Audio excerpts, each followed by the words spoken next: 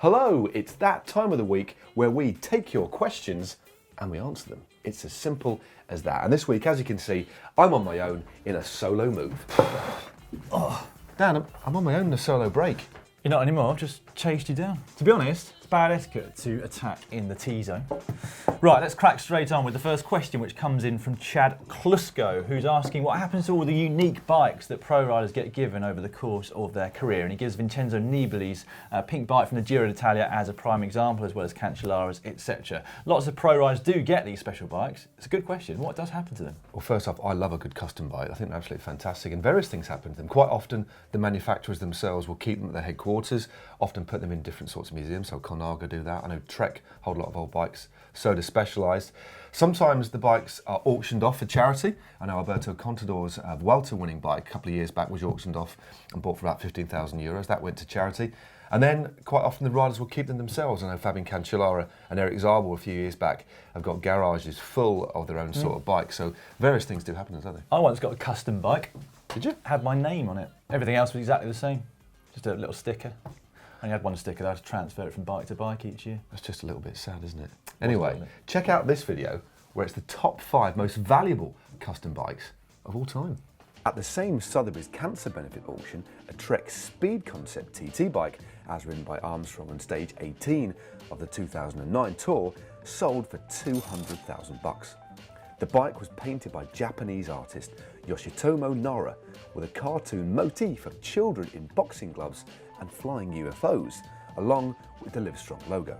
Next up we have this question from Paul Ruddick, who simply asks, what is the best way to ride when there's a headwind? Yeah, best way? Well, firstly, unfortunately, it is a part of cycling. Everyone is going to have to ride into a headwind at some point, unless you always go from A to B with a tailwind and then get public transport back or a taxi. However, there are a few different ways of dealing with it, and actually it can be quite beneficial for you. If you haven't got any climbs near, you can actually use it to kind of simulate that extra resistance you would get on a climb and get much fitter from it. Yeah, or you could almost sort of use a tailwind or a headwind strategically. If you're not a big fan of headwinds, for example, and you're on a training ride, look at the weather, head out into the wind first, make it hard, then you've got a nice chuffer or tailwind on the way back. But definitely can be of advantage if you incorporate them into your training. And we actually made a video specifically entitled How to Ride into a Headwind. I've actually cried into a headwind before. You what? Back when I was 17, one of my first ever road rides, I decided I wanted to average 20 miles per hour for 30 miles. And all was going fine until I hit this open stretch of road on an old airfield and saw my average speed tumble. And when it got to 19.8, the tears started rolling down my cheeks.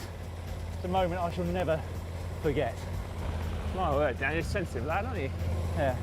to rapid fire. Let's get cracking. Duarte Lorenzo says, hi guys, what's the longest ride each of you has ever done? Over to you, Dan. I reckon 265 Ks roughly at the Tour of Flanders. I think mine was, I think it was stage 8 or 9 of the Giro in 2000. About 285 Ks, 8 hours, 20 minutes. Had to win. No stops. Next question from Ronald says, what about exchanging salutations as you approach other riders? He thinks it's a bit rude if you don't wave and say hi. I kind of tend to agree. As much as I can, without putting myself in danger, I always try and say hi to riders on my ride. And I think about a year ago, we did a hashtag, didn't we? Say hi on your ride, which I think we should get trending again, because I think it's important that you say hi to as many riders as you can. Probably should do. If you happen to be riding in the opposite direction to a very popular sportive with thousands of riders, it's probably okay not to say hello to every single one of them. And actually, there are some areas that I've ridden in recently, the outskirts of London, where there are so many riders, I think it's almost excusable not to say hi to every single one. You'd constantly be riding one-handed. Although in situations like that, I often sort of make up a sticker and put it on the front of my helmet saying, hello everyone.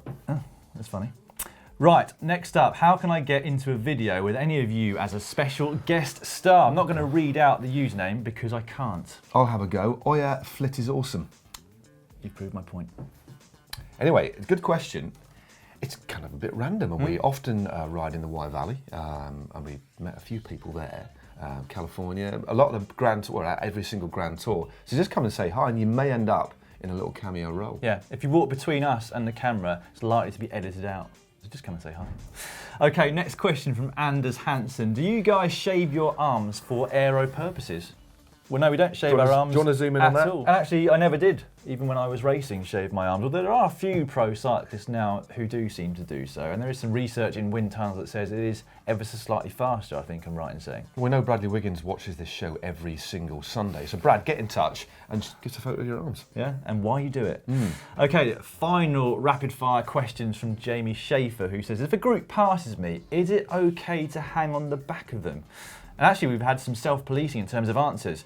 Joe Irving popped in and said, ask the group if it's all right. You don't want them thinking you are a wheelsucker. I think Joe's pretty much bang on. I mean, I wouldn't assume that everybody would think you're a wheelsucker. It's just courteous to say, you know, do you mind if I join you? And most groups will say, that's fine. I also think it depends on the size of the group. If you've got a peloton of 30 come past you, then of course you can sit on the back without having to ask. If one person comes past you, it can be a little bit annoying if someone sits on your wheel for an extended period of time. So yeah, just say hello. And we actually did a video on wheelsuckers at one point, didn't we? So maybe worth checking that one out. Definitely.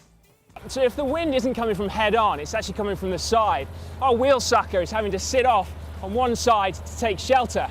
So we can reduce his advantage by moving over on him and putting him in the gutter. That way his effort level is going to be increasing significantly. Now, remember though, you can never look back to see if they've been dropped. Slowing things down just a little bit now, we've got this question from Peter, who says, hi GCN, I need help. I bought my first road bike, but I've got a problem. The rear derailleur won't come into the last sprocket, the 13 and the 12. Well, this is a really common problem, and particularly with people who've just bought a new road bike and haven't sort of had to adjust gears before. It could be that the rear hanger is bent, although it's doubtful if the bike's brand new. It could be that the gear cable's too tight, for example, not allowing the rear mech to move out to the last sprocket.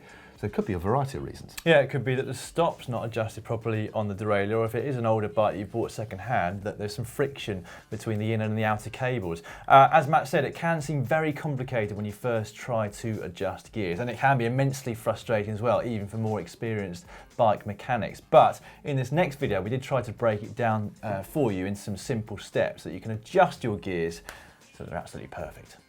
It's worth bearing in mind that all indexing is done using that barrel adjuster there. So once the limit screws are set, we leave them be. So everything now is just going to be here. Okay, so we need to be in the smallest sprocket at the back still, and then also stick it in your little ring as well. We'll index it whilst the chain is on the little ring, and then we'll check all the gears to make sure they're still working perfectly when it's on the big ring. And there we have it. We're over the line for another edition of Ask GCN. Now, thanks very much for all your questions, but please do keep them coming. You can leave your questions in the comment section below this video, or using the hashtag TalkBack on Facebook and Twitter as well. Just keep them coming. Yeah, we love to hear your questions, and we do our best to answer them each week. Now, if you would like to see some Tour de France content, because it probably hasn't escaped your attention that the biggest race in the world is on right now. Just up there are 9 outsiders to watch. 9 riders who could upset the apple cart over the next 3 weeks. Or for top 10 facts that you probably didn't know about the Tour de France, how about clicking just down here? And don't forget to subscribe to GCN. It's free. All you've got to do is click on the globe. That's good. Hope they do cover your face.